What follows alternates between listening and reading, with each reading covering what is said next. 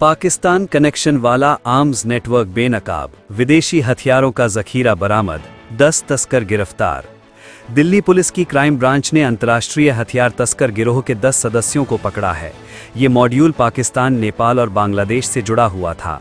इसे दिल्ली के vault city इलाके से ऑपरेट किया जा रहा था। इसके पास से 21 हाई एंड विदेशी हथियार बरामद किए गए हैं। इनमें सब मशीन गन के अलावा PX 5.7 pistol, PX 3 pistol, shadow CZ pistol, Beretta, taurus और वॉल्थर जैसे अत्याधुनिक हथियार शामिल हैं। पुलिस के अनुसार PX 5.7 पिस्टल आमतौर पर स्पेशल फोर्सेस द्वारा इस्तेमाल की जाती है, जिससे इस गिरोह की गंभीरता का अंदाज़ा लगाया जा सकता है।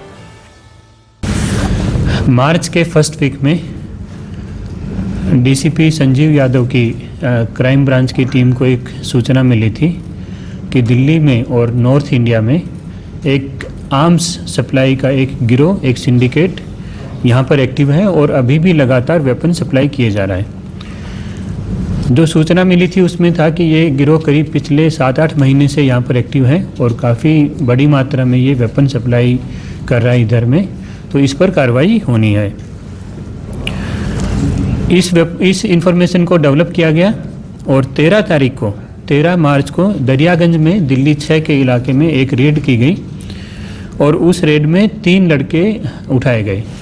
इनके पोजीशन से 4 वेपन रिकवर हुए जो कि बहुत ही सोफिस्टिकेटेड पिस्टल थे।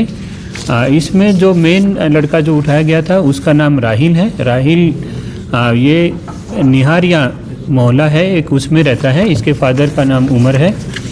इसको उठाया गया। इसके पोजीशन से 4 वेपन मिले और इसके 2 कजन ब्रदर्स भी इसके साथ में थे जो इस काम में कॉम्प्लिसिट थे, उनको भी गिरफ्तार किया गया। जब इससे इन्फॉर्मेशन, इसकी इंटरोगेशन की गई और इससे बात किया तो पता चला कि एक सोनू गुप्ता नाम का लड़का जो जौनपुर का रहने वाला है, वो अभी इनसे 5 वेपन लेकर के अभी निकला है आधा घंटा पहले। तो ये सूचना भी क्राइम ब्रांच की टीम को प्राप्त हुई। इस सूचना पर काम करते हुए सोनू गुप्ता को उसी इलाके में, क्योंकि बहुत ज़्यादा दूर तक नहीं पहुंच पाया था, उसी नज़दीक इलाके में गिरफ्तार किया गया करीब 1-1.5 घंटे के अंतराल पर और उसके पोजीशन से 5 वेपन रिकवर हुए जो कि फिर से हाईली सोफिस्टिकेटेड और फॉरेन मेड वेपन थे।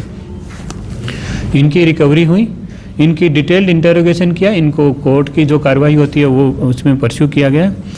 इनकी फर्दर इंटरोगेशन पर जब इन्होंने बताया कि आगे भी हमने वेपन सप्लाई किए थे, तो 17 तारीख को एक शहादरा में घनश्याम गन्नी नाम के आदमी को गिरफ्तार किया गया और इसके पोजीशन से 2 सेमी ऑटोमेटिक पिस्टल रिकवर हुई जो दोनों तुर्की देश से आई हुई हैं। PX 5 टाइप के जो वेपन है, बहुत ही ज़्यादा सोफिस्टिकेटेड वेपन है और इसको स्पेशल फोर्सेस ने इसको यूज़ किया है अपने ऑपरेशंस में।